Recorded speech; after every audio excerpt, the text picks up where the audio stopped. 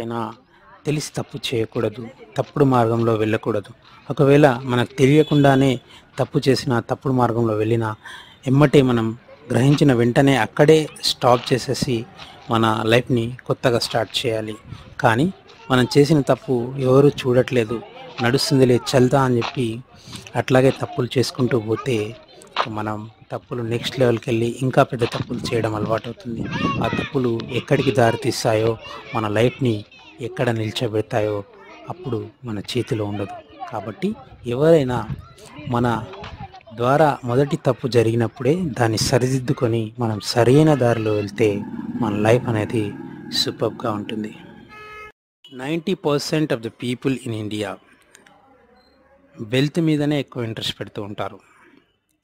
అంటే వాళ్ళు అమౌంట్ వాళ్ళ యంగ్ ఏజ్ నుంచి ఎప్పుడైతే ఎర్నింగ్ స్టార్ట్ అయితే అప్పటి నుంచి మనీ వెనకాల పరిగెడుతూనే ఉంటారు. ఎప్పుడైతే వెల్త్ క్రియేట్ అవుతుందో అప్పుడు ఆ వెల్త్ని అనుభవించడానికి వాళ్ళ దగ్గర హెల్త్ ఉండదు. అందుకే హెల్త్ ఈజ్ వెల్త్ అని మన పెద్దలు పూర్వీకులు ఎప్పుడో చెప్పారు. అది తప్పకుండా ఫాలో అవ్వండి. వెల్త్తో పాటు హెల్త్ కూడా ఈక్వల్గా చూసుకుంటే మనకి ఫ్యూచర్లో క్రియేట్ అయ్యే వెల్త్ని మనం అనుభవించడానికి అవకాశం ఉంటుంది. ఓకేనా ఫ్రెండ్స్? జై హింద్ అండ్ జై తెలంగాణ.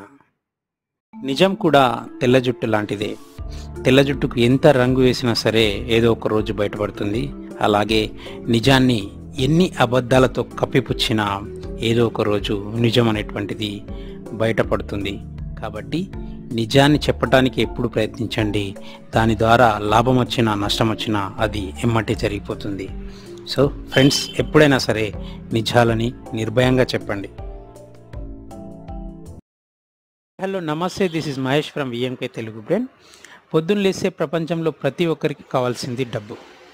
అలాంటి డబ్బును మనం సంపాదించాలంటే మనం పరిగెత్తాల్సింది డబ్బుల వెనకాల కాదు, వర్క్ వెనకాల. Work is money, don't forget, work is money. అది చిన్నదైనా కావచ్చు, పెద్దదైనా కావచ్చు. ఒక వర్క్లో స్కిల్ నీకు ఉంటే డబ్బు అనేటువంటిది నువ్వు ఎక్కడున్నా, అండమాన్ నికోబార్లో ఉన్నా, అమెరికాలో ఉన్నా, పాతాళంలో ఉన్నా డబ్బు అనేటువంటిది నీ వెనుక పరిగెత్తుకుంటూ వస్తుంది. Please don't forget, work is money.